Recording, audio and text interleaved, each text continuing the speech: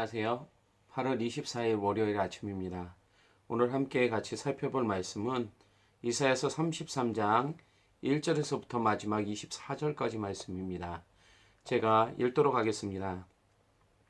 너 학대를 당하지 아니하고도 학대하며 속이고도 속임을 당하지 아니하는 자여, 화했을진저 내가 학대하기를 그치면 내가 학대를 당할 것이며 내가 속이기를 그치면 사람이 너를 속이리라.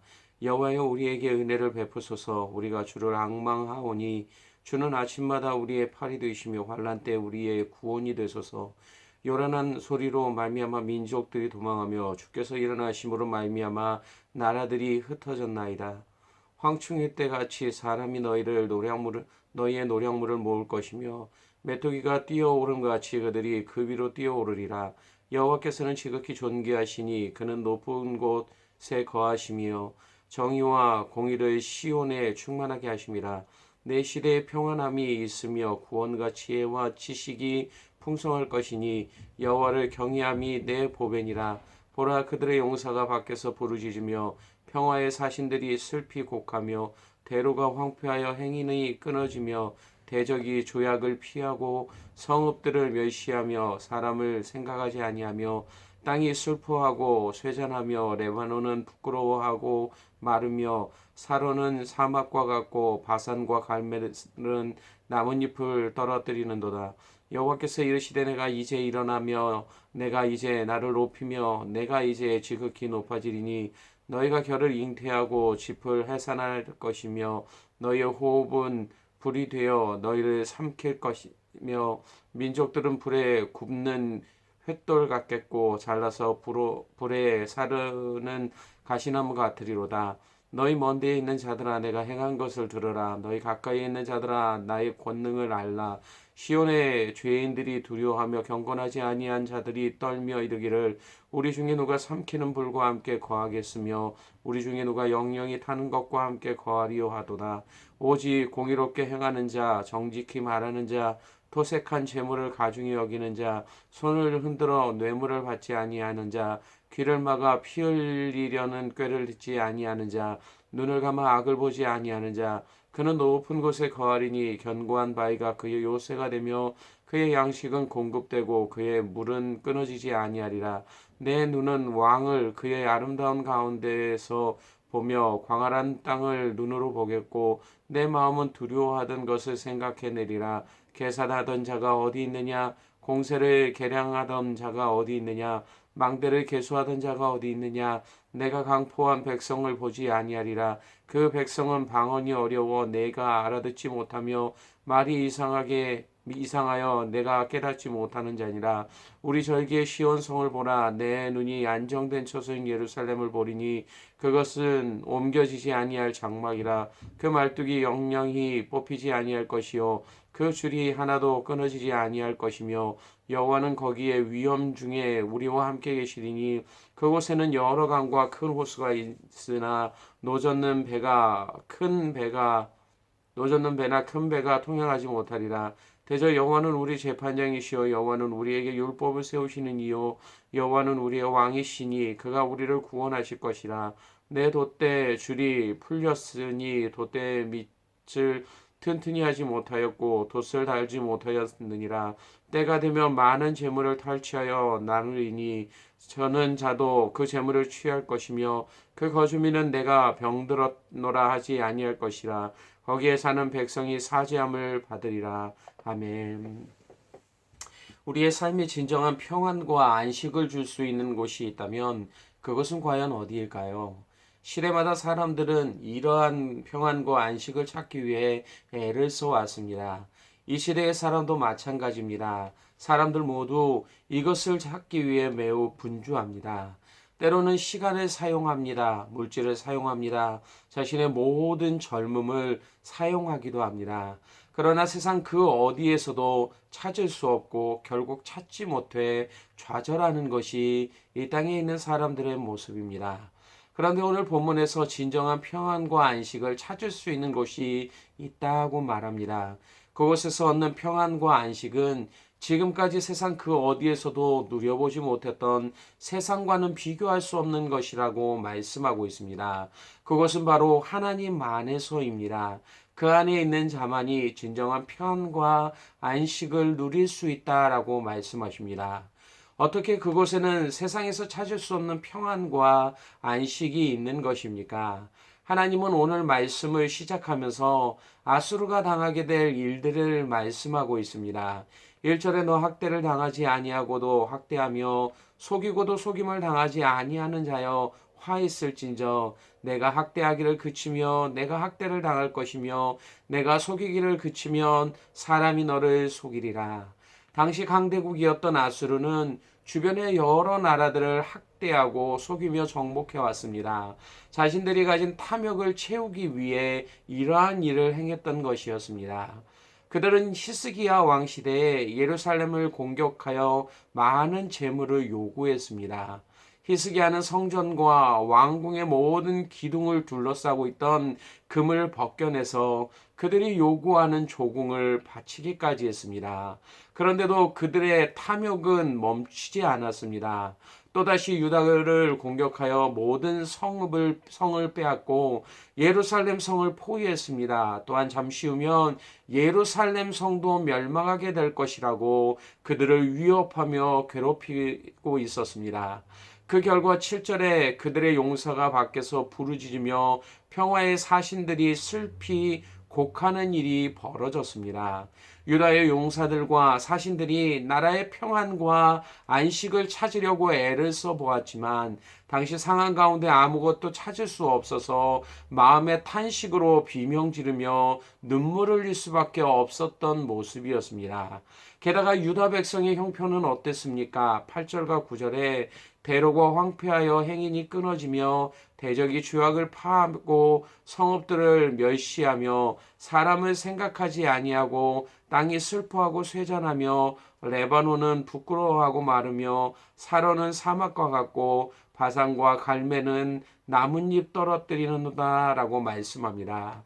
두려움에 휩싸였던 백성들은 길에서 혹여나 적군을 만나지 않을까라는, 그리고 그 가운데 어떠한 위험에 처할지 모르기 때문에 아무도 그 집 밖으로 나오지 못하고 있는 모습을 보여주고 있습니다. 게다가 당시 유다의 비옥한 곳이었던 레바논과 바산과 그리고 갈멜이 아수르의 약탈로 인해 황폐해지게 될 것을 염려하고 있었습니다. 두려움 때문에 그들 가운데 나타났던 모습이 이러한 것들이었습니다. 지금 유다 전역에서 그 어떠한 평안도 안식도 찾아볼 수 없는 상황이었습니다. 이처럼 인간이 가진 탐욕은 시대마다 많은 분쟁과 다툼을 일으켰습니다.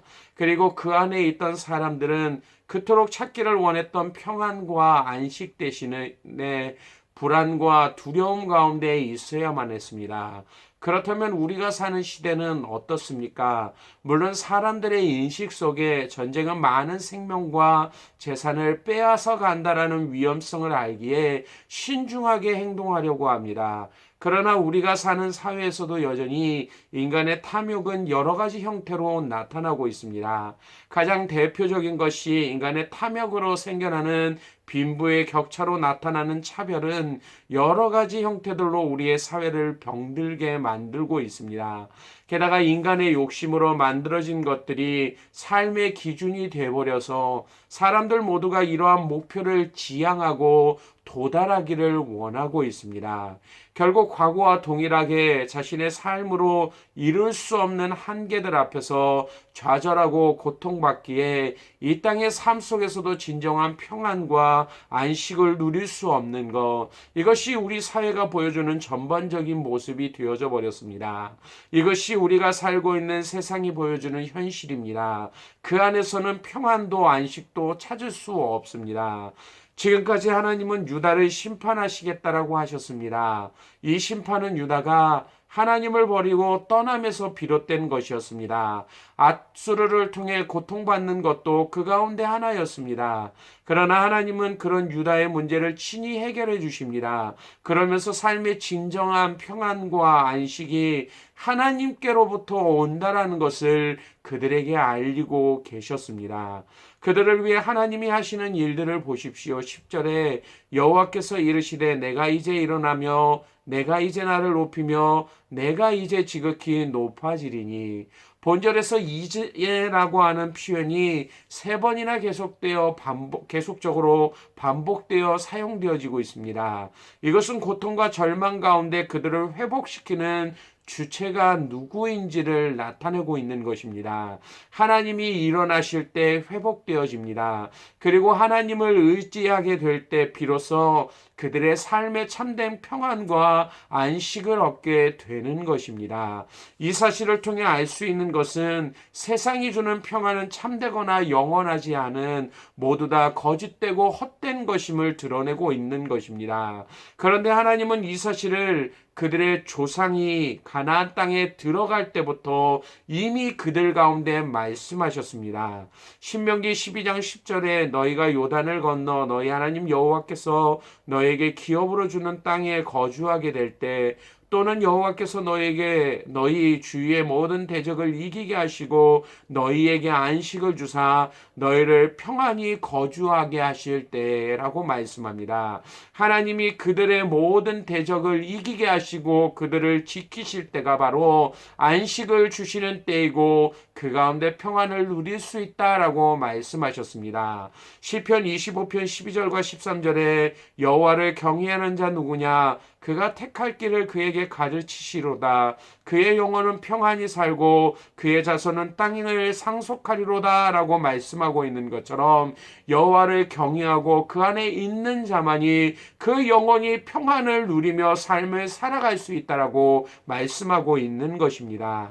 그런데도 그들이 하나님을 신뢰하지 않았기에 참된 평안과 안식을 맛보지 못했던 것입니다. 그렇다면 우리는 과연 어떻습니까? 우리도 삶에서 평안을 간절히 누리기를 원합니다. 그런데도 제대로 누리지 못하고 있는 것이 지금 우리들의 삶의 현실이기도 합니다. 참된 평안을 누리지 못하는 이유가 갑자기 삶에 찾아온 어려운 문제들 때문이십니까?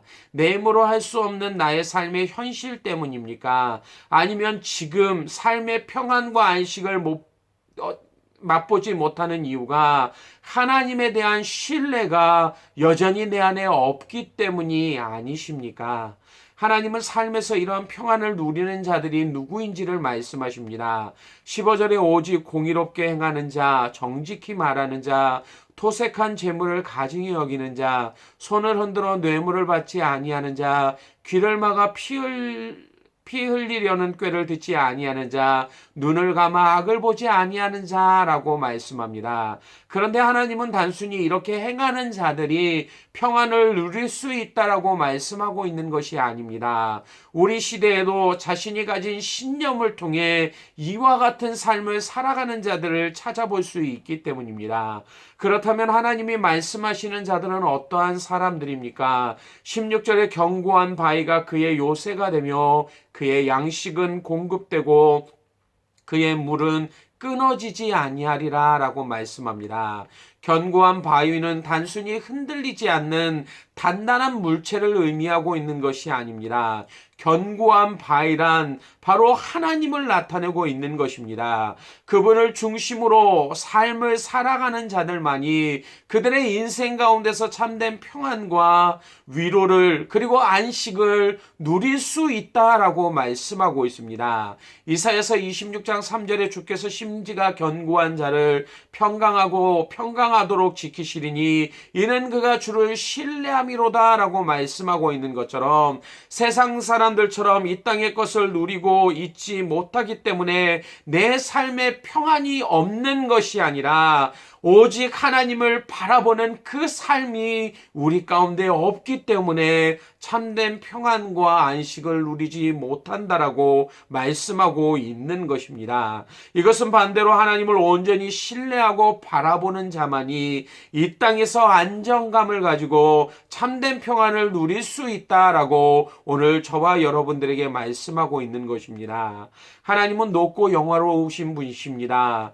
그분은 말씀으로 말과 적군을 바다에 던지셨던 분이십니다. 이러한 놀라우신 분을 온전히 사모하고 바라보는 자만이 삶 가운데 평안을 누릴 수 있게 되는 것입니다. 사랑하는 배대교회 성도 여러분, 코로나 바이러스로 인해 그리고 그것으로 나타나는 현실의 삶 때문에 좀처럼 평안을 누릴 수 없는 것이 지금 우리들의 상황일 것입니다. 그러나 우리의 시선이 이 땅의 문제에만 고정되려고 할 때 눈을 들어 다시금 하나님을 바라볼 수 있는 그러한 삶의 모습이 우리 가운데 나타날 수 있기를 원합니다. 우리의 삶이 더욱더 세상의 문제에 심취되어지고 그 가운데 빠지려고 하는 그러한 마음이 들 때 오늘도 성령을 통해 다시금 하나님을 바라볼 수 있는, 그분을 찾고 붙잡을 수 있는 그러한 믿음의 삶의 모습들이 우리 삶 가운데 나타날 수 있기를 원합니다.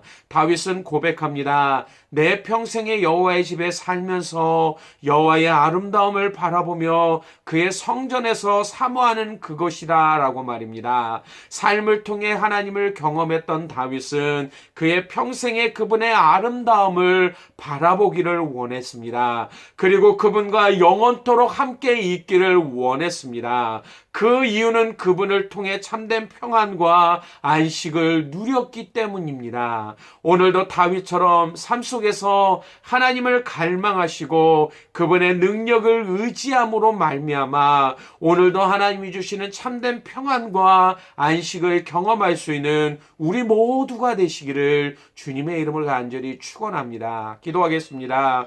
아버지 하나님, 오늘도 우리에게 주신 말씀을 통하여서 우리의 삶 가운데 하나님이 행하시는 놀라운 능력과 일들을 보게 하여 주심을 감사합니다. 하나님, 이 땅의 삶 가운데서 누릴 수 없는 평안과 안식, 오직 하나님 안에 머물 때만, 그 가운데서 하나님을 의지할 때만 우리의 삶 가운데 맛볼 수 있다라고 말씀하시는 것처럼 하나님, 오늘도 우리의 삶이 하나님을 온전히 바라볼 수 있는 믿음의 삶이 되게 하여 주시길 원합니다. 오늘도 우리의 삶 가운데 평안과 안식을 주시기를 원하시는 하나님의 그 풍성하신 은혜와 사랑을 바라보게 하시고 이 땅의 삶을 살아갈 때 하나님이 주시는 그 능력을 통해 하나님 세상을 이기는 것뿐만 아니라 믿음을 지키며 날마다 담대함으로 예수 그리스도를 닮아갈 수 있는 복된 삶을 살아가는 자들이 될 수 있도록 인도하여 주시길 원합니다. 오늘도 우리의 삶이 이러한 삶을 갈망합니다. 온전히 하나님만을 바라보기를 원하오니 내 안에 역사하시고 인도하셔서 하나님의 크신 은혜를 마음껏 맛보며 누릴 수 있는 복된 하루가 될 수 있도록 인도하여 주시길 원합니다. 감사를 드리며 예수님 이름으로 기도드리옵나이다. 아멘.